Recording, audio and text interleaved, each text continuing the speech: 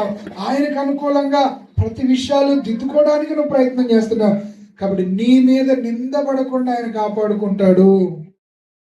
ఆయన నిన్ను భద్రపరుస్తాడు.